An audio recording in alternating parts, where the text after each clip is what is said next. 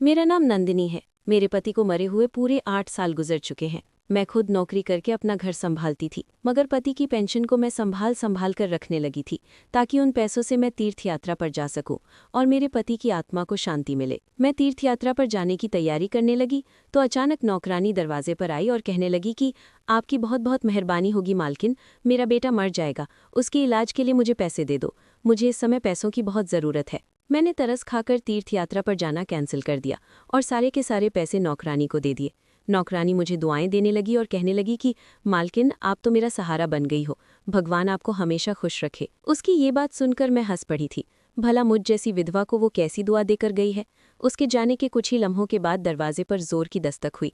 जैसे ही मैंने दरवाज़ा खोला तो हैरानी से मेरे शरीर की जान निकल गई थी, क्योंकि वहां पर तो मेरा मरा हुआ पति खड़ा हुआ था। मेरे पति को इस दुनिया से गए हुए पूरे 8 साल गुजर चुके थे, मगर मुझे अब भी ऐसा लगता था जैसे कल की ही बात हो, जैसे आज भी वो घर के दरवाजे से अंदर आकर मुझे पुकारेंगे, जैसे उनकी वो हंसी, वही आवाज़, वही आहट मेरे आसपास मौजूद रहती है।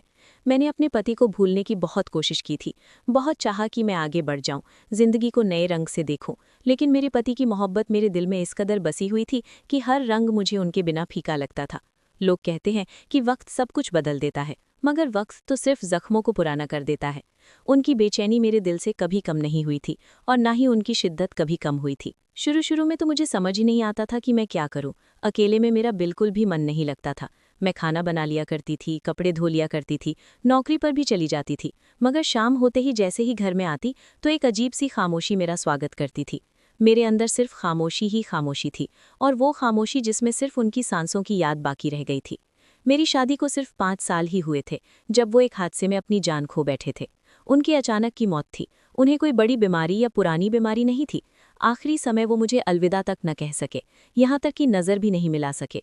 बस एक कॉल आई थी और फिर एक लाश घर आई। फिर सब कुछ खत्म हो गया। मैंने उनकी लाश को देखा, अपने हाथों से उनका अंतिम संस्कार किया और दिन रात उनकी आत्मा को शांति पहुंचाने के लिए प्रार्थना करती रही। मुझे उस समय ऐसा लग रहा था जैसे मेरे अंदर की जिंदगी भी उनके साथ ही चली गई हो। मैंने खुद को बिजी रखने की बहुत कोशिश की, नौकरी पर पूरा पूरा ध्यान दिया, बच्चों को पढ़ाया, खुद कभी कभी ट्यूशन भी लेने लगी थी। खर्च बढ़ गए थे, लेकिन एक चीज़ थी, वो थी मेरे पति की पेंशन। वो पैसे मेरे लिए बहुत ज़रूरी थे। उनकी पेंशन से मैं अपनी ख्वाहिश पूरी करना चाहती थी। मैं वो पैसे एक अलग लिफाफे में रखती थी, साफ सुथरा नोट, और उन पर हर महीने की तारीख लिख दिया करती थी। मुझे उन पैसों से किसी दुकान की चीज़ नहीं खरीदनी थी और न ही किसी चीज़ का बिल जमा करना था। वो एक मकसद के लिए थे, मेरी सबसे बड़ी ख्वाहिश के लिए थे। मैं उन पैसों से तीर्थ यात्रा करना चाहती थी। मैं चाहती थी कि भगवान जी के दर्शन करके अपने पति की आत्मा की शांति के लिए प्रार्थना करूं, जो मेरे लिए सब कुछ था और मेरी सांसों में बसता था। और फिर फाइनली वो दिन भी आ गया था जब मैं तीर्थ यात्रा पर जाने की तैयारी कर रही थी। मैंने अपनी अलमारी से वो लिफाफा निकाला जिसमें हर महीने की जमा रकम संभाल कर रखी हुई थी। मैंने ऑनलाइन मोबाइल से ऋषिकेश के टिकट भी बुक करवा लिए थे। अगले हफ्ते मैं तीर्थ यात्रा पर जाने वाली थी। मैं बहुत खुश थी कि इतने समय के बाद मेरे दिल में एक रोशनी थी। ऐसा लगता था जैसे अंधेरे में पहली बार दिया जला हो। मैंने सोचा कि पति की तस्वीर के सामने दिया भी जला देती हूँ, उनकी पसंद का खाना बनाती हूँ, जैसे आज कोई त्योहार हो। मैं जैसे ही अपने पति की पसंद का खाना बनाने के लिए किचन में दाखिल हुई तो अचानक दरवाजे पर जोर जोर से दस्तक होने लगी। एकदम से दिल धड़कने लगा और मैं सोचने लगी कि इस समय कौन हो सकता है। मैंने अपनी साड़ी का पल्लू ठीक किया और दरवाज़ा खोलने के लिए चली गई। दरवाज़ा खोलते ही मैंने देखा कि बाहर मेरी नौकरानी खड़ी हुई थी। उसका चेहरा पीला पड़ा हुआ था, हालत खराब थी, कपड़े बिखरे हुए थे और बाल भी बिखर रहे थे। उसकी आवाज़ कांप रही थी। वो कहने लगी कि मालकिन मालकिन, मेरा बेटा मर जाएगा, प्लीज़ मेरी मदद करो। मेरा बेटा बुखार से जल रहा है, उसकी हालत बहुत ख़राब है, डॉक्टर की दवाई नहीं मिल रही, अस्पताल वालों ने कहा है कि इसे एडमिट करवा दो वरना कुछ भी हो सकता है। लेकिन मेरे पास तो अस्पताल में उसको एडमिट करवाने के लिए पैसे ही नहीं हैं। मैंने उसे देखा, वो औरत जो कई सालों से मेरे घर में काम कर रही थी, मेरी चीज़ों को मेरे बाद भी संभाल कर रखती थी, वो आज बेबस खड़ी हुई थी। मेरा दिल कट गया था। मुझे उस पर तरस आने लगा। मन किया कि फ़ौरन इसकी मदद कर देती हूँ। मैं अपने कमरे में गई, मैंने अलमारी खोली और वही लिफाफा निकाला और बिना कुछ कहे उसके हाथ पर रख दिया। मैंने कहा, ये रख लो, ये ले जाओ और जल्दी से अपने बेटे का इलाज करवा लो, देर मत करो, ऊपर वाला तुम्हारे बेटे को सेहतमंद कर देगा। वो रोने लगी और मेरे पैर पकड़कर कहने लगी कि ऊपर वाला आपको सदा सुहागन रखे मालकिन, आपने मेरी बहुत बड़ी मुश्किल हल कर दी है। उसने कहा, मालकिन भगवान करे कि आपका पति, आपका सुहाग हमेशा सलामत रहे। ये सुनकर मैं हंसने लगी थी। मैंने उसका हाथ पकड़ा और उसे उठाया और कहा, अरे मैं तो विधवा हूँ, तुम जानती हो, फिर भी ये किस तरह की दुआ दे रही हो। उसकी दुआ मेरे कानों में गूंज रही थी कि सदा सुहागन रहो। ये कैसी बात थी, ये कैसे शब्द थे। वो अपने आंसू पोंछते हुए फौरन वहां से चली गई थी और मैं पीछे पलटकर किचन में आ गई थी। मैंने दरवाज़ा अंदर से बंद कर दिया था। अभी मैं किचन में आई थी कि अचानक फिर से दरवाजे पर दस्तक होने लगी। इस बार दरवाज़ा तेजी से बज रहा था, जैसे कोई अंदर आने के लिए बेचैन हो रहा हो। मैं रुक गई। मेरे दिल की धड़कन तेज होने लगी, जैसे रुकने के करीब आ गई हो। मैंने कहा, अब कौन है? मैंने धीरे कदमों से दरवाजे की तरफ बढ़ना शुरू कर दिया तो अंदर से अजीब सी बेचैनी ने दिल को जकड़ लिया था। दिल जोर जोर से धड़क रहा था, जैसे कोई अनजानी आफत दस्तक दे रही हो, जैसे वक्त थम गया हो। मैंने दरवाज़ा खोला तो सामने खड़ा हुआ वजूद मुझे एक लम्हे के लिए कहीं और ले गया। बारिश की नमी, हवा की खामोशी और उसकी आंखों का धुंधलापन, सब कुछ मुझे हैरान कर गया था। 1 मिनट के लिए जैसे सब कुछ थम गया हो। वो इंसान बिल्कुल मेरे सामने खड़ा हुआ था। जानी पहचानी शक्ल, खामोश आंखें, मगर चेहरे पर जख्मों के पुराने निशान थे। कुछ नया, कुछ पुराना। मैं उसे टकटकी बांधकर देख रही थी। वो भीगी सी आवाज में कहने लगा, मैं वापस आ गया हूं नंदिनी। उसकी आवाज़ सुनकर जैसे मेरे पैरों तले से ज़मीन निकल गई थी। मेरी सांसें उलझ गई थी। मेरा हाथ जिसमें चाय का कप था कांपने लगा था और कप मेरे हाथ से छूटकर ज़मीन पर गिर गया था। मैं एकदम पीछे हटी। मैंने दरवाजे के किनारे को थामकर खुद को संभाला था। उसने एक कदम आगे बढ़ाया, लेकिन वो वहीं रुक गया। शायद वो मेरी आंखों में डर महसूस कर चुका था। उसने मुझे संभालने की कोशिश की और कहने लगा, नंदिनी, ये मैं हूँ, तुम्हारा पति अनुज, मुझे बस अंदर आने दो। वो बोल रहा था, मैं सुन नहीं पा रही थी, या शायद सुनकर भी मैं कुछ समझ नहीं पा रही थी। मैंने दरवाज़ा खुला रखा था मगर खामोश रही। मैं एक अजीब सी कन्फ्यूजन का शिकार हो रही थी, क्योंकि मुझे यकीन नहीं आ रहा था कि ऐसा कैसे हो सकता है। वो अंदर आया, बारिश की बूंदों से भीगा हुआ था। उसके कपड़ों पर मिट्टी लगी हुई थी, जूते गंदे और चेहरा थका हुआ था। वो अंदर आकर सामने वाले सोफे पर बैठ गया, जिस सोफे को वो हमेशा से ही इस्तेमाल करता था। मैंने अपने हाथ पोंछते हुए उस पर नज़र डाली थी। वो कह रहा था कि मुझे पता है कि तुम्हें विश्वास नहीं हो रहा कि मैं यहाँ पर आ गया हूँ, पर मुझे एक मौका दो सब समझाने का। मैं तुम्हें सब कुछ बताता हूँ। मैं खामोश बैठी रही। मेरे हाथ अभी तक काँप रहे थे। मैंने पानी का गिलास भरा और खुद को जबरदस्ती बेफिक्र किया। मैंने कहा, सबसे पहले तो तुम मुझे ये बताओ कि तुम कौन हो। मेरी आवाज़ मामूली सी निकली थी, मगर इसमें शक, सदमा और डर मौजूद था। उसने कहा कि मैं वही हूँ जिसने तुमसे वादा किया था। मैं वही हूँ जिसके साथ तुमने अच्छे काम किए थे। हम लोग सारी सारी रात जागते थे, एक दूसरे के साथ सपने देखते थे। मैं तुम्हारा पति हूँ, मैं तुम्हारा हमसफ़र हूँ, मैं अनुज हूँ, तुम्हारा पति। उसकी बातें सुनकर मेरी सांसें उखड़ने लगी थी। मैंने दरवाज़ा बंद करके कुंडी लगा दी थी, जैसे अब मैं इस दुनिया से उठ चुकी हूँ। सिर्फ वही इंसान एक मेरे वजूद में सांस ले रहा हो। सोफे पर वो थकन से बैठा हुआ था। मैंने उसके चेहरे पर नज़र जमाई। उसके चेहरे पर कोई अजनबियत नहीं थी, मगर तसल्ली भी नहीं थी। जैसे पुराना जाना पहचाना इंसान हो, मगर पहचान धुंधली हो गई हो।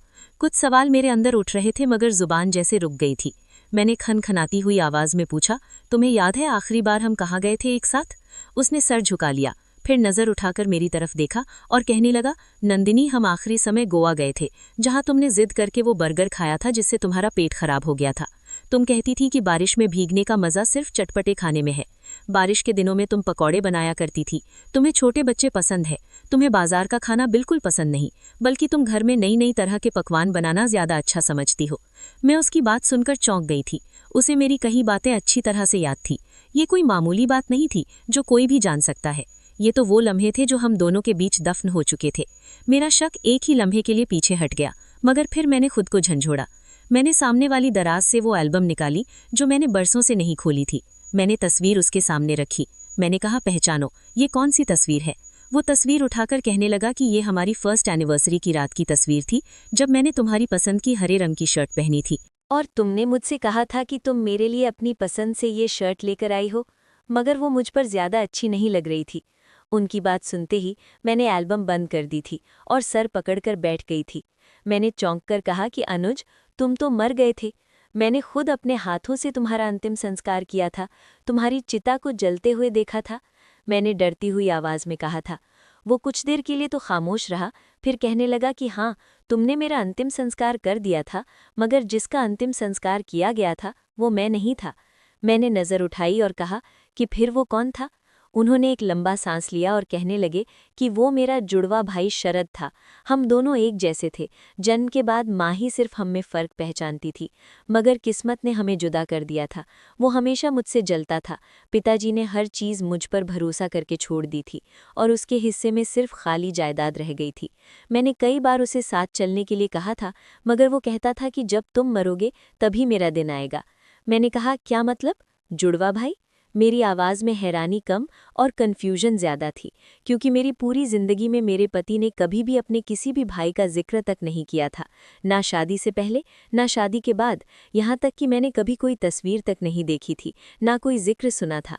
मेरे सामने बैठे हुए इंसान ने नज़रें झुकाते हुए कहा, वो मेरा जुड़वा भाई शरद था। हम दोनों एक साथ जन्म लिया था, मगर हमारे बीच फ़र्क शुरू से ही था, सिर्फ शक्ल में नहीं, नसीब में भी। मैंने उनकी बात काटकर कहा कि तुमने मुझे तो कभी अपने भाई के बारे में नहीं बताया। उन्होंने कहा, क्योंकि मैं भूलना चाहता था। बचपन से वो मेरे खिलाफ था। माँ की मोहब्बत उसे मिली थी, लेकिन पिताजी की मोहब्बत हमेशा मेरे हिस्से में आई थी। वो समझता था कि मैं हर चीज़ का हकदार बना बैठा हूँ और उसे कुछ भी नहीं मिला। जब हम 20 साल के हुए तो उसने घर छोड़ दिया था गुस्से में और कहा कि अब वो कभी वापस नहीं आएगा। मैंने खामोशी से सुना और उन्होंने बातों का सिलसिला जारी रखा। उन्होंने कहा, नंदिनी, मैंने कभी तुमसे इस बात का जिक्र इसीलिए नहीं किया क्योंकि वो मेरा बीता हुआ समय था, एक ऐसा दरवाज़ा जिसे मैं बंद कर चुका था, लेकिन किस्मत ने फिर से उस दरवाजे को खोल दिया मेरे खिलाफ। मैंने खुद को बेफिक्र रखने की कोशिश की, लेकिन मेरी उंगलियां लगातार एक दूसरे को मसल रही थीं। मैंने अपने पति से कहा, तो फिर शरद कहाँ गया था? उसने कहा, कभी दुबई, कभी कतर, कुछ दिन शिमला में भी उसने काम किया था, और जब वापस आया तब मैं मुंबई में एक बिजनेस विजिट पर था। उसी दौरान उसने अपने पुराने कॉन्टैक्ट से मेरा पता निकलवा लिया था और एक रात मुझे किडनैप करवा दिया। मैंने चौंक कर उससे एक छोटा सा सवाल किया, क्यों? मेरे सवाल में ढेर सारी उलझन भरी हुई थी। उन्होंने कहा, क्योंकि वो मेरी जगह लेना चाहता था, सिर्फ जायदाद नहीं, पहचान भी लेना चाहता था। मेरा घर, मेरी पहचान, यहाँ तक कि तुम्हें भी। वो कहता था कि अगर मुझे जिंदगी में कुछ न मिला तो अब सब कुछ तुम्हारा होगा और मैं खाली हाथ रह जाऊंगा, मैं कुछ भी नहीं। मैंने कहा, तो फिर उसने तुमको कहाँ रखा था? मैंने सवालों का सिलसिला जारी रखा। उसने जवाब दिया कि उसने मुझे एक पुरानी फैक्ट्री में तहखाने में बंद कर दिया था, जहाँ पर ना रोशनी थी, ना हवा आ सकती थी। बस एक बल्ब था जो कभी जल जाता था तो कभी बुझ जाता था। मुझे रोज़ एक इंजेक्शन दिया जाता था और फिर मुझे कुछ भी याद नहीं रहता था। मैं अपने नाम तक को भूल चुका था। वो मुझे बार बार यही कहता था कि तुम शरद हो और शरद बन जाओ। मैंने आंखें बंद करके एक लंबी सांस ली। मेरे दिमाग में शोर बढ़ता जा रहा था। मैंने कहा, तो फिर तुम वापस कैसे आए? उसने आगे बताया कि उस दिन वो मुझे इंजेक्शन लगाने से रह गया था। वो बिजी था शायद, या कहीं गया हुआ था। मैं बेहोशी में था और दीवार के पीछे कुछ लोग बातें कर रहे थे। इनमें से एक ने मेरा असली नाम लिया, वो जिसे मैं भूल चुका था, अनुज। उस लम्हे जैसे मेरी याददाश्त का बटन ऑन हुआ था। मैंने पहचानना शुरू किया, टुकड़ों में। मुझे चीज़ें याद आईं। मैंने तहखाने की खिड़की से छलांग लगाई, लेकिन कामयाब हो गया था। मैं जख्मी हो गया था मगर भाग निकला। मैंने नज़र अपने पति के हाथ पर डाली तो बैंडेज में लिपटा हुआ था। उन्होंने कहा, ये हाथ वहीं जख्मी हुआ था उसी दौरान, और शरद एक छोटे से झगड़े में भी मारा गया, शायद किसी से पुराना हिसाब करने गया हुआ था। उसकी लाश मिली, शक्ल मेरे जैसी थी, और इस तरह सबने समझा कि वो मैं था। मैंने टेबल पर रखा अखबार निकाला जो परसों पुराना था और उसको दिखाया कि ये उसी दिन की है।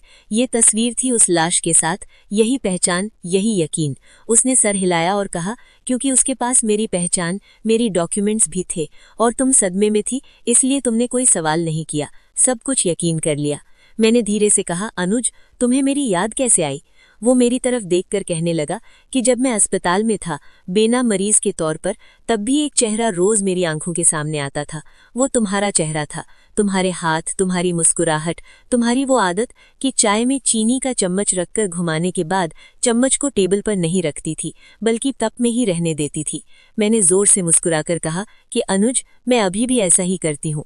उसने कहा कि मैंने तुम्हें ढूंढने की कसम खाई थी। मैं कई जगहों पर गया था, पुराने पते देखे, कंप्यूटर पर तुम्हारे अकाउंट्स चेक किए, तुम्हारी पुरानी बैंक ब्रांच से तुम्हारे घर का एड्रेस लिया, और आज ऊपर वाले की कृपा से मैं तुम्हारे सामने बैठा हुआ हूँ। तुम मुझे मिल गई हो। मैं कुछ देर तक चुप रही, फिर अचानक एक और सवाल मेरे दिमाग में आया था। मैंने कहा, शरद की लाश की पहचान कैसे हुई? डीएनए तो किसी ने किया ही नहीं। उसने कहा कि उसकी शक्ल मेरे जैसी थी, उसके पास मेरे डॉक्यूमेंट्स मौजूद थे और तुम सदमे में थी। तुमने बस मान लिया कि मैं मर गया हूँ। मैं तड़प कर कहने लगी कि मैंने तो खुद लाश देखी थी। उन्होंने कहा कि तुमने देखा, मगर क्या पहचाना? वो लाश, वो चेहरा जिस पर तुम्हें रोना था, वो मेरा छोटा भाई शरद था, मैं नहीं था। मैंने पर्दा हटाकर खिड़की की तरफ देखा। बारिश थम चुकी थी, मगर अंधेरा अभी भी था। मैंने पूछा कि अब क्या होगा, मगर मैं खुद ही इसका जवाब जानती थी। मेरे पति ने कहा कि सच सामने लाना होगा और तुम्हें यकीन करना होगा कि मैं ही तुम्हारा पति अनुज हूँ, जो तुम्हारे साथ हर खुशी, हर दुख, हर वादे में था। मैंने उसकी तरफ देखा। पहली बार मेरे दिल ने धीमे से कहा कि ये झूठ नहीं बोल रहा है, लेकिन मेरी अक्ल अभी भी सवालों से भरी हुई थी। कई सवाल अभी भी बाकी थे। उस रात मैं देर तक जागती रही। उसने जो कुछ कहा था ये कोई मामूली बात नहीं थी। जुड़वा भाई, किडनैपिंग, पहचान की चोरी और फिर मौत, सब कुछ ऐसा जाल था जिसमें कुछ पता ही नहीं चला था कि कब मेरे पैर उलझ गए। सुबह सवेरे मैं तैयार हुई और घर की उस दीवार के पास आकर खड़ी हो गई जहां मेरे पति के अंतिम समय की तस्वीर लगी हुई थी, जिस पर वरमाला थी। मैंने उस तस्वीर पर अपने हाथ फहराए। ऐसा लग रहा था जैसे मेरे दिल पर बहुत बड़ा बोझ है। मैंने उसको कई बार अपने हाथों से सहलाया, जैसे वो जवाब देगी कि मैं अनुज नहीं, शरद की तस्वीर हूँ। मेरे दिल ने सवाल किया और दिमाग में एक गूंज सी हुई। मैंने नजरें जमाई उस तस्वीर पर जहां तस्वीर के नीचे मेरे पति का नाम लिखा हुआ था, स्वर्गीय अनुज शुक्ला। ये वही नाम था जिसे मैंने बरसों तक पुकारा था, जिसके लिए मैंने बहुत पूजा पाठ किए थे, ऊपर वाले से हाथ जोड़कर प्रार्थना की थी कि उसकी आत्मा की शांति के लिए न जाने क्या क्या किया था। मैंने अपनी आंखें बंद करके यकीन कर लिया था, मगर अब उस यकीन में दरार आ चुकी थी। मैंने धीरे धीरे इस तस्वीर पर हाथ फेराया। ऐसा लग रहा था जैसे मेरे दिल की धड़कन हथौड़ी की गूंज की तरह चल रही है। क्या मैं इतनी अंधी हो गई थी कि मैं पहचान ही नहीं पाई? क्या मैं सदमे में थी या मैंने बस मान लिया था जो सबने कहा? मुझे याद आया जिस दिन मेरे पति का अंतिम संस्कार होना था, मेरे पति के चाचा ने कहा था कि चेहरा बुरी तरह से बिगड़ चुका है, ज्यादा पहचान में नहीं आ रहा, हादसा बहुत ही खतरनाक था। फिर मेरी सास ने जबरदस्ती मुझे बाजू से पकड़कर पीछे हटा दिया था और कहा था कि बस बेटा मत देखो, बस अपने पति के लिए प्रार्थना करो। शायद मैं वो लम्हा अपने दिमाग में कैद कर चुकी थी, जैसे जख्मों को ढक दिया गया हो, मगर आज वही लम्हा मेरे सामने खड़ा हुआ था, बेनकाब। मैंने काफी देर तक तस्वीर के सामने खड़े होकर हाथ जोड़कर ऊपर वाले से प्रार्थना की थी, उसे याद किया था और सवाल करते हुए शब्दों में कहा था, क्या तुम अनुज हो या कोई धोखा हो? अगर तुम अनुज हो तो मुझे सब्र आ जाए, और अगर तुम सच में शरद हो तो सच सामने आ जाए। मैं घर से बाहर निकली। मैंने एक पुराना मोबाइल दुकानदार याद किया जो मेरे पति का जानने वाला था। मैं वहां गई और पूछा कि अनुज का आखिरी फोन कहां से आया था। उन्होंने पुरानी रसीद निकाली। पिछली लोकेशन कहीं अंडरग्राउंड जगह से थी, जंगल से दूर, शायद किसी छोटे से गांव से। गांव का नाम राजनगढ़ बताया जा रहा था। उन्होंने बताया कि नंबर अब बंद हो गया है, कई महीनों के बाद। मैंने उनका धन्यवाद किया। अब मेरे पास एक और सिरा, एक और सवाल, वो कौन था, अनुज या शरद? मैं घर लौटी और उस इंसान जो दावा कर रहा था कि वो मेरा पति है, सीधा जाकर उससे पूछा कि तुम कभी राजनगढ़ गए हो? वो चौंक गए और फिर कहने लगा कि मैं वहां कुछ दिन रहा था जब भाग कर आया था। एक किसान के घर उन्होंने मुझे छुपा कर रख दिया था और वहां से ही मेरी याददाश्त लौटना शुरू हुई थी। मैंने सर हिलाया। अब कहानी और हकीकत के बीच फासला कम हो रहा था, मगर पूरी तरह से खत्म नहीं हुआ था। मुझे अब शरद के बीते हुए समय को जानना था और शायद अपनी सच्चाई को भी। घर आकर मैंने वैसे तो सुकून से दिखने की कोशिश की थी, लेकिन अंदर कुछ थमा हुआ नहीं था, जैसे हर चीज खामोश होने के बावजूद भी चीख रही हो। मैंने कमरे का दरवाजा बंद किया, खिड़की बंद की और लाइट बुझा दी, मगर नींद आंखों से कोसों दूर थी। पास बैठा था लेकिन अभी भी अजनबी लग रहा था। मैं लगातार खुद से ही लड़ रही थी। एक तरफ वो इंसान था जो दावा कर रहा था कि वो मेरा पति है, और दूसरी तरफ मेरे अंदर का वो यकीन जो सालों से एक उम्मीद पर बैठकर रोता रहा था कि मेरा पति मर गया है। अगली सुबह नाश्ते के टेबल पर खामोशी छाई हुई थी। वो इंसान जिसने खुद को मेरा पति बताया था, मेरे सामने चाय में चीनी घोल रहा था, बिल्कुल इसी तरह जैसे अनुज घोलते थे, चम्मच को बिना आवाज किए कप में घुमाकर। ये एक छोटा सा इशारा था, मगर दिल ने फिर भी कहा कि मेरे लिए काफी नहीं है। मैंने अपने सवाल बढ़ा दिए और बहुत नरमी से कहा कि अगर तुम मेरे पति हो तो तुम्हें मेरे हाथों की छुअन याद होनी चाहिए, मेरी आवाज, मेरी बातें, मेरी प्रार्थना, जो सिर्फ तुम जानते थे। उसने चाय का घूंट लिया और कुछ लम्हे खामोश बैठा रहा। फिर धीरे से कहने लगा कि नहीं, मैं सब कुछ भूल गया था, सिवाय एक बात के कि तुम्हारा चेहरा मेरे सपनों में आता था, हर दिन हर रात। मैंने हाथ से चाय का कप रोक लिया और कहा कि ये काफी नहीं है। सपने में तो वो भी आते हैं जिन्हें हम खो चुके होते हैं, सच वो होता है जो जागते हुए याद रहे। उसने नजर झुकाकर कहा कि तुम्हारी आवाज में वो भोलापन है जो इंसान को नींद में भी हिला दे। तुम हंसती हो तो तुम्हारा दायां कान थोड़ा झुक जाता है। तुम्हारी आदत है आधी बात कहकर रुक जाना, जैसे दूसरे को खुद समझने की आजमाइश देती हो। ये मैंने तुमसे ही सीखा है, ये तो मैं भूल ही नहीं सकता। मैं कुछ लम्हे भर को खामोश रही, मगर दिल के शक अभी भी सलामत थे।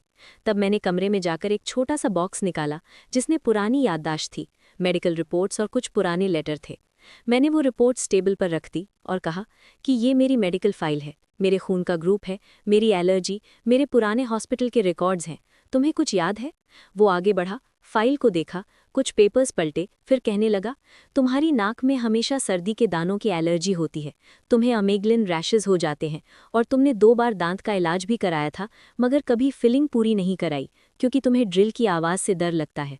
मैं सांस रोककर उसकी तरफ देखने लगी। उसके शब्दों में न बनावट थी न गड़बड़ थी, वो जैसे किसी बेरंग सपने से जागकर हकीकत बता रहा था। मैंने अगला सवाल किया, और वो चिट्ठी जो मैंने तुम्हें तुम्हारे बर्थडे पर दी थी, जिस पर कुछ स्पेशल लिखा था? उसने अपनी आंखें बंद कर लीं और शब्द दोहराने लगा, जिंदगी शायद एक सफ़र है, लेकिन तुम वो अकेले मुसाफिर हो जिसे मैं आखिरी स्टेशन तक साथ रखना चाहती हूँ, तुम्हारी नंदिनी। मेरे हंट कांपने लगे थे, क्योंकि ये वही चिट्ठी थी जिसे मैंने अपने हाथों से लिखा था और जिनकी आखिरी लाइन यही थी। मैंने दिल थामकर बैठने की कोशिश की, मगर शक अभी भी दीवार से टेक लगाकर खड़े हुए थे। मैंने कहा, तुम तो कहते हो कि तुम्हारी याददाश्त चली गई थी, तो फिर वापस कैसे आई?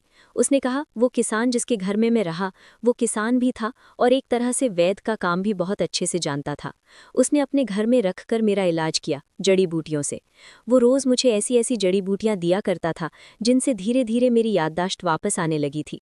मेरी आंखों में हर समय तुम्हारी तस्वीर आती थी, तुम्हारा चेहरा, तुम्हारी आवाज़, जैसे किसी ने बंद दरवाज़ा खोल दिया हो। मैंने फैसला किया कि मैं खुद को दोबारा ढूंढ लूंगा। अपने आईडी कार्ड दोबारा बनवाए, पुराने दोस्तों से कांटेक्ट किया और एक दिन बैंक से तुम्हारा पुराना एड्रेस मिला। बैंक? मैंने चौंक कर कहा। मैंने कहा, तो तुमने मेरी पेंशन को हाथ लगाया? उसने कहा कि नहीं, ऊपर वाला जानता है, तुम्हारे नाम पर कुछ नहीं छुआ। मुझे तुम वापस चाहिए थी, दौलत नहीं। मैंने गहरा सांस लिया, अब बातें जुड़ने लगी, लेकिन मगर कुछ अभी भी पूरा नहीं था। मैंने अगली सुबह नाश्ता छोड़ दिया और सीधा कमरे में मौजूद फोल्डर निकाला जिसमें कुछ पुराने डॉक्यूमेंट्स और कागजात, बैंक स्टेटमेंट और अस्पताल की रिपोर्ट्स रखी हुई थी। मैं अब सिर्फ शब्दों पर नहीं, सबूत पर यकीन करना चाहती थी। जुबान धोखा दे सकती थी, जज्बात बहका सकते थे, लेकिन कागज, खून का रिकॉर्ड, ये झूठ नहीं बोलते। दोपहर होते ही मैं एक पास के पुलिस स्टेशन गई। पुलिस स्टेशन में बैठे ऑफिसर को मैंने पूरी बात बताई। उन्होंने मेरी बात ध्यान से सुनी। मैंने बस इतना बताया कि पहचान का मामला उलझा हुआ है और मरे हुए इंसान की पहचान करनी है। उसने फौरन कहा कि डीएनए टेस्ट के लिए आपको सरकारी इजाज़त लेनी होगी, फिर हम केस को आगे बढ़ाते हैं। मैं राजी हो गई थी। मैंने अनुज से कहा, जो कि आंगन में बैठा था। मैंने बिना देर किए उसे अस्पताल चलने के लिए कहा। मैंने कहा कि मुझे तुम्हारा ब्लड टेस्ट करवाना है। वो चौंक गया, फिर कुछ देर तक सोचने लगा। थोड़ी देर के बाद कहने लगा कि चलो, मैं तैयार हूँ। हम दोनों एक पास के ही प्राइवेट क्लिनिक पर चले गए और वहाँ अनुज के खून का सैंपल लिया गया और कहा गया कि रिपोर्ट 2 दिन के बाद मिलेगी। मैंने क्लिनिक की दीवार पर नज़र दौड़ाई। एक जगह लिखा हुआ था, सच तक पहुँचने के लिए सब्र का रास्ता ज़रूरी होता है। मुझे लगा वो शब्द जैसे मेरे लिए ही लिखे गए थे। हम घर लौटे तो वो खामोश रहा। मैंने रात को खाने के बाद अपने कमरे की खिड़की खोली और उसे बुलाया। कहा, सुनो, एक बात बताओ, तुम वापस क्यों नहीं आए? तुम्हें पूरे 8 साल हो गए थे। वो कुछ देर खामोश रहा, फिर दीवार से टेक लगाकर धीरे से कहने लगा कि मुझे एक पुरानी फैक्ट्री के तहखाने में कैद करके रखा गया था। वहाँ दिन का पता ही नहीं चलता था। सिर्फ एक बल्ब जलता था जो कभी कभी बुझ भी जाता था। रोज एक दवाई दी जाती थी जो ना मुझे सुला पाती थी और ना ही जगा पाती थी। मेरे शरीर से ताकत छीन ली गई थी। हर रोज एक आवाज़ आती थी, तुम शरद हो, शरद बन जाओ। मैंने पलटकर उसे देखा। मैंने कहा, वो लोग कौन थे? उसने कहा कि वो शरद के पुराने जानने वाले या शायद कोई बदमाश गैंग के लोग थे। वो उन्हें पैसे देता था ताकि वो मुझे कैद में रखें। लेकिन एक दिन एक आदमी ने मुझे पानी दिया तो मेरे हाथ से गिलास छूट गया। वो आदमी रुका और मुझे ध्यान से देखने लगा। फिर अगले ही दिन आया और मुझे बाहर ले गया। किसी ने चौंक कर पूछा, एक मामूली सा किसान था जिसका बेटा इस गैंग के हाथ चढ़ गया था। उसने मुझे पहचान लिया था कि मैं कोई मामूली आदमी नहीं हूं और मेरी हालत पर उसे तरस आ गया। उसने मुझे छुपाकर अपने खेतों के पास वाले कमरे में रखा, वहीं पुरानी जगह जो राजनगढ़ के बाहर थी। मैंने कहा, वो तुम्हें कब छोड़ गया? उसने कहा कि जब मुझे याद आने लगा, तुम्हारा नाम, तुम्हारी आंखें, हमारे दरवाजे का रंग, वो किचन जहां तुम हमेशा चीनी का डब्बा हाथ से खोलती थीं। मैंने उससे कहा कि मुझे वापस जाना है और उसने अपने बेटे से कहकर मुझे बस में बैठा दिया। मैंने उसकी बात सुनकर गहरी सांस ली और कहा कि ये सब कुछ बहुत ही अजीब है। तुमने इन 8 सालों में कभी कुछ लिखने बोलने का इशारा देने की कोशिश नहीं की? उसने कहा कि मैं कुछ नहीं कर सका। कई बार चाहा, लेकिन जब खुद को नहीं जानता था तो तुम्हें कैसे याद करता? मेरा नाम, मेरी पहचान, सब कुछ उनके कंट्रोल में थी। वो बात कर रहा था और मैं नोट कर रही थी। उसकी कहानी की कड़ियाँ, उसके शब्द, उसके चेहरे के एक्सप्रेशन, कहीं पर भी झूठ की कोई लकीर नहीं थी। मगर मैं अब आंख बंद कर यकीन नहीं करना चाहती थी। अगली सुबह मुझे पुलिस स्टेशन से फ़ोन आया कि आपके मुताबिक हमने इन्वेस्टिगेशन शुरू कर दी है। हमें कुछ जानकारी मिली है। अगले हफ्ते तक हम और ज़्यादा जानकारी इकट्ठी कर लेंगे। मैंने फ़ोन बंद कर दिया और सोच में पड़ गई थी। रात को मैंने उसे फिर से बुलाया और कहा कि कल हम उस जगह जिसके बारे में तुमने बताया है, वहां से शरद की तस्वीर निकलवाकर मैच करवा लेंगे। सिग्नेचर, चेहरे की पहचान, सब कुछ पता चल जाएगा। वो सर झुकाकर कहने लगा, ठीक है, तुम जो करना चाहती हो कर लो। अगर तुम्हें सच की ज़रूरत है तो मैं हर दरवाज़ा खोलने के लिए तैयार हूँ। मैंने नज़र नीचे कर ली, फिर तैयार हो गई, क्योंकि अगला दरवाज़ा पुलिस स्टेशन है। पुलिस को मैं अब तक का सब कुछ सच सच बता चुकी थी और पुलिस ने अपनी इन्वेस्टिगेशन चालू कर दी थी। पुलिस छोटे से छोटा और बड़े से बड़ा सबूत ढूंढ रही थी और सच क्या है वो अब बाहर आ जाएगा। सब कुछ इस कदर बोझल महसूस हुआ जैसे मैं कोई जुर्म साबित करना चाहती हूँ, मगर मैं बस सच जानना चाहती थी। वो सच जो मेरे दिल को कई सालों से बेसुकून रखे हुए था। 2 दिन के बाद लैब से फ़ोन आया कि रिपोर्ट तैयार है, आकर ले जाइए। मैं जल्दी से लैब पहुंच गई। फाइल मेरे हाथ में दी गई, सफ़ेद कागज़ पर छपे हुए शब्द। मैंने हाथ में रिपोर्ट खोली और पढ़ा तो ये देखकर मेरी आंखें फटी की फटी रह गई कि उसमें मौजूद ब्लड ग्रुप सेम वही था जो मेरे पति का था। क्योंकि जुड़वा बच्चे हों या भाई बहन, सभी का ब्लड ग्रुप समान नहीं होता। मेरे पति की पुरानी डीएनए रिपोर्ट और ये नई रिपोर्ट एक दूसरे से मैच हो रही थी। इसका मतलब ये था कि जिसे मैंने लाश समझकर उसका अंतिम संस्कार कर दिया, वो मेरा पति नहीं था। और जो इंसान मेरे सामने खड़ा हुआ था, जो खुद को मेरा पति कहता था, वही असली अनुज था। मैंने वो फाइल उठाकर अपने पास रख ली और मैं भागती हुई घर आई। वो आंगन में बैठा हुआ था और आसमान की तरफ हाथ जोड़कर प्रार्थना कर रहा था। मैंने सिर्फ इतना कहा कि तुम सच में मेरे पति हो। आंखें खोलकर मेरी तरफ देखा और धीरे से चलता हुआ मेरे करीब आया। कहने लगा कि तुम्हें मुझ पर यकीन नहीं है ना? मैंने कदम पीछे हटाकर कुर्सी थाम ली और बैठ गई। मेरे अंदर जैसे बरसों का सब्र दम तोड़ गया था। मेरी आंखों से आंसू निकलने लगे, होठों पर कपकपाहट और मुंह से जैसे कोई शब्द नहीं निकल रहे थे। मुझे खुद पर यकीन नहीं आ रहा था, पर मैं क्या करती? उसने मुझसे कुछ नहीं कहा। खामोशी में उसकी आंखें बहुत कुछ कह चुकी थीं। मैंने चेहरा छुपाने की कोशिश की, मगर वो सामने आकर खड़ा हो गया था। डीएनए रिपोर्ट आने के बाद मेरे दिमाग में हर उलझी हुई गिरहें जैसे एक-एक करके खुलने लगी थीं। वो लाश जो अनुज की समझकर जला दी गई थी और जो सामने बैठा था वही मेरा पति था। अनुज जो बार-बार सच को मेरे सामने ला रहे थे, लेकिन अब सवाल बदल चुके थे। अब सच्चाई नहीं, बल्कि उसकी बुनियाद को तलाश करना था। मुझे जानना था कि ये सब कुछ शुरू कहाँ से हुआ था। मैंने खुद से कहा कि अगर धोखा मिला है तो अब पूरी कहानी भी जाननी होगी। मैंने बैठकर अनुज से पूछा कि शरद ने ये सब कुछ क्यों किया। वो सोफे से टेक लगाकर बैठ गए, पुराना जख्म जैसे दब गया हो। उन्होंने कहा, हम दोनों एक जैसे पैदा हुए थे, एक ही दिन, एक ही घड़ी, एक ही माँ की कोख से, लेकिन बचपन से ही वो खुद को दूसरा महसूस करता था। मैंने धीमी आवाज में पूछा, दूसरा मतलब? उन्होंने कहा कि हाँ, माँ अगर मुझे प्यार करती तो वो समझता कि मैं अपनी माँ को ज्यादा पसंद हूँ। पिताजी अगर मुझे अपने बिजनेस की बातें बताते तो वो समझता था कि उसे बाहर रखा जा रहा है। हम खेलते थे तो वो हार जाता था, मैं हंसता था तो वो चुप रहता था। वक्त के साथ साथ ये जलन नफरत में बदल गई। मैंने कहा, तो तुमने बात करने की कोशिश नहीं की? उन्होंने कहा कि बहुत कोशिश की। मैं चाहता था कि वो मेरे साथ काम करे, मेरे साथ चले।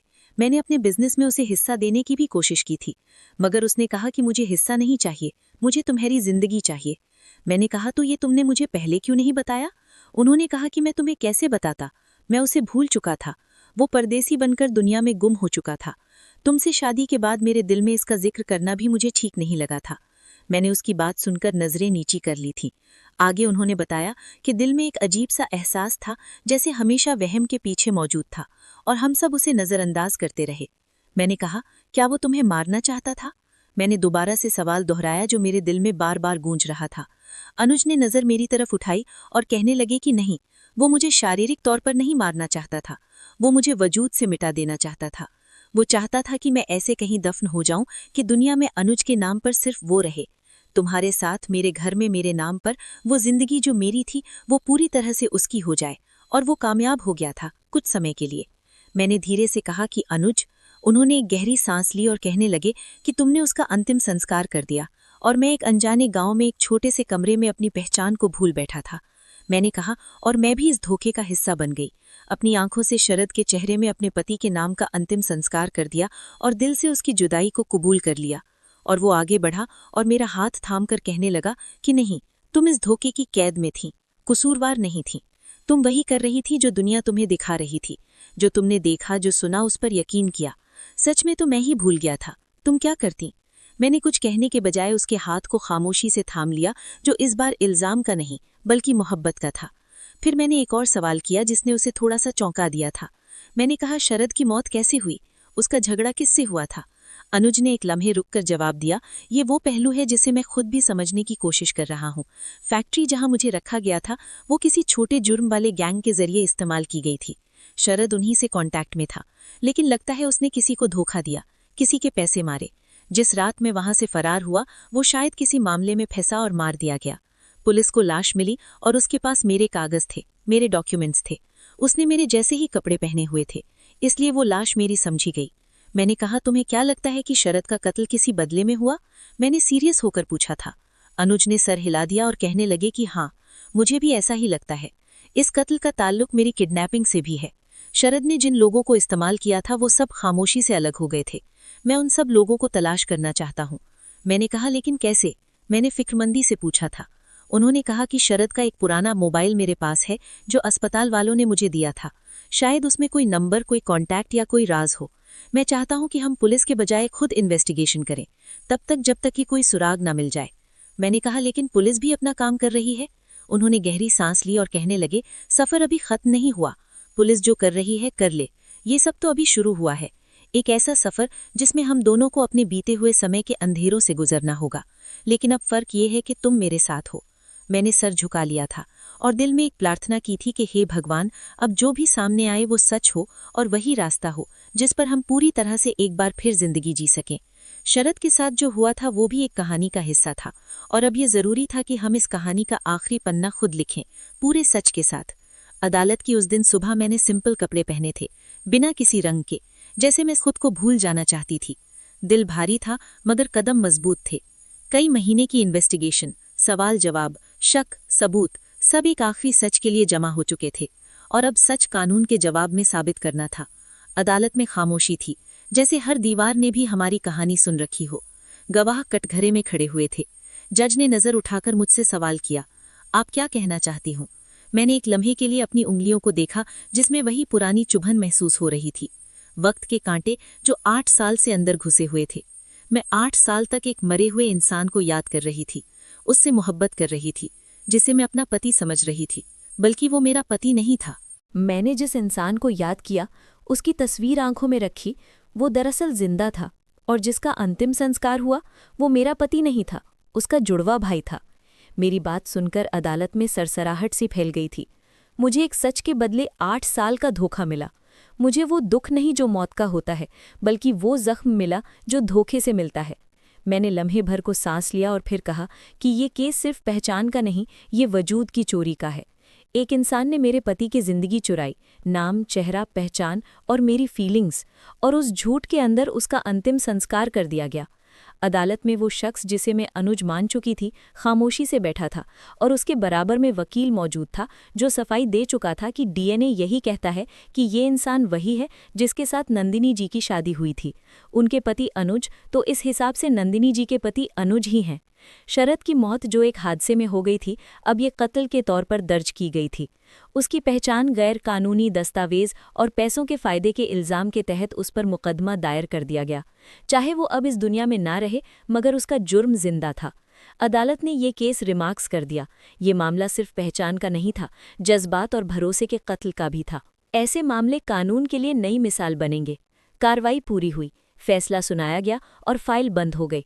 मगर मेरे अंदर की फाइल अभी भी खुली हुई थी, सवालों से भरी हुई और डर से भरी हुई। अदालत से निकलते ही सूरज तेज हो चुका था। मेरे सामने वो खड़ा था, वही इंसान जिसके लिए मैं कभी मेहंदी रचाया करती थी, जिसके लिए मैंने सारे सपने देखे थे और जिसका अंतिम संस्कार करके मैंने अपना यकीन मार दिया था। हम कुछ लम्हे खामोश रहे, फिर मैंने नज़र उठाकर उन पर जमा कर पूछा, अब क्या चाहते हो? वो धीरे से कहने लगा कि जिस औरत के नाम से मैं जिंदा रहा, अगर वही मुझे फिर से कबूल कर ले तो यही काफ़ी होगा। मैं उनके शब्दों पर गुमसुम हो गई थी। उनकी आवाज़ में कोई झूठ नहीं था, ना जिद थी, ना शिकायत थी, बस एक थकन थी, जैसे बरसों का बोझ आज शब्दों की शक्ल में घिरा हो। मैंने सर झुकाकर खुद से सवाल किया, क्या मैं फिर से वही बन सकती हूँ? क्या हम वो रिश्ता दोबारा से जोड़ सकते हैं जो मौत पर जाकर ख़त्म हुआ था? क्या वक्त ने हमारे बीच वो रास्ता बना दिया है जिसे कोई भी हमसे अलग नहीं कर सकता? जवाब मेरे पास नहीं था। वक्त शायद सब कुछ नहीं बदलता। मैंने धीरे से कहा, लेकिन वो फैसला ज़रूर करता है।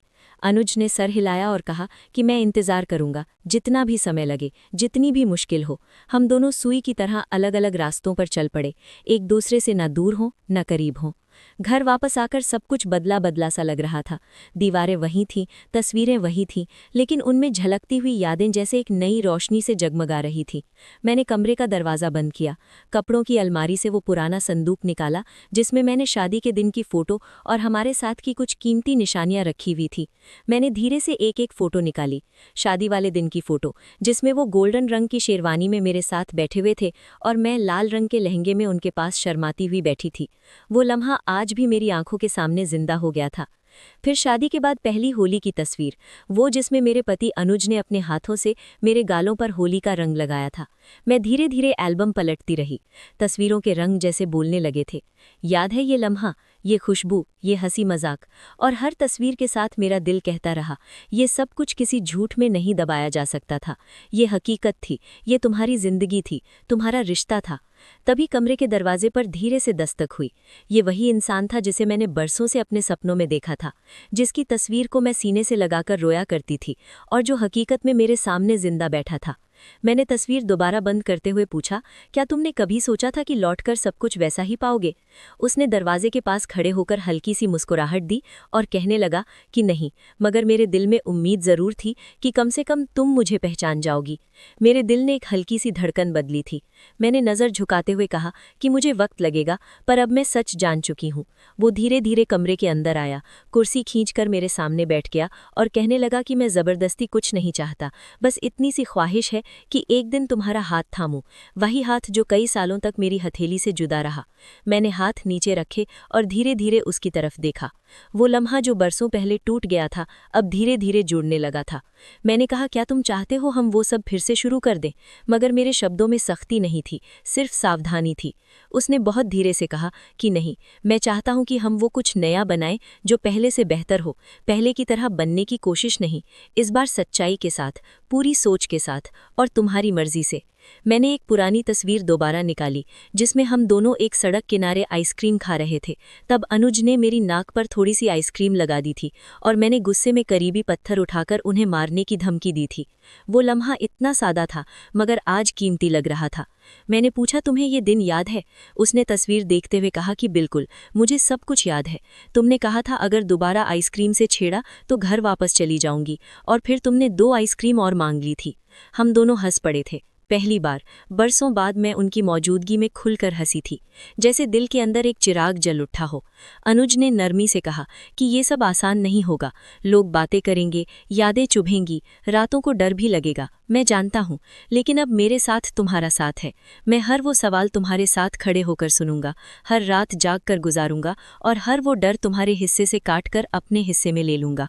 मैंने उसकी तरफ देखा, अनुज जो कभी मेरा था और अब मेरी पहचान का वो हिस्सा था जिसे वक्त ने मुझसे छीनकर फिर से लौटा दिया था। हाँ, लेकिन एक शर्त है, मैंने मुस्कुराकर कहा था। उन्होंने कहा कि कैसी शर्त? वो चौंक कर बोले थे। मैंने जवाब दिया और अनुज ने हंसते हुए मुझे गले लगा लिया। कहने लगे कि तुम्हारी नाक पर नहीं बल्कि अब दिल पर आइसक्रीम लगाऊंगा, ताकि कभी भूलो नहीं कि हमने जिंदगी नई तरह से शुरू कर दी है, मोहब्बत से, सच्चाई से और इज्जत से। मैंने दिल में शुक्रिया अदा किया। जो दीप मैं अपने पति की तस्वीर के आगे जलाया करती थी वो अब मेरे दिल में रोशन हो चुका था। लेकिन रोशनी भी तब तक कायम रहेगी जब तक हम दोनों एक दूसरे की हिफाजत करते रहेंगे। और मैं तैयार थी एक नई शुरुआत के लिए, अनुज के साथ। आज पूरे 10 दिन के बाद हम दोनों खुशी से उसी जगह घूमने गए थे जहां पर हम अक्सर जाया करते थे। सारे रास्ते हमने कोई बात नहीं की थी, ना ज़रूरत थी ना हिम्मत थी। वो वक्त जब शब्द ख़त्म हो जाते हैं और सिर्फ खामोशी रह जाती है, शायद यही वो लम्हा था। शहर की भागदौड़ से दूर नदी का किनारा जहां हम शांति से एक दूसरे के साथ वक्त गुजारने के लिए जाया करते थे। नदी के सामने बहता हुआ पानी, वहां आसपास टहलते हुए लोग, कुछ लोग पानी में पैर डालकर बैठे हुए थे।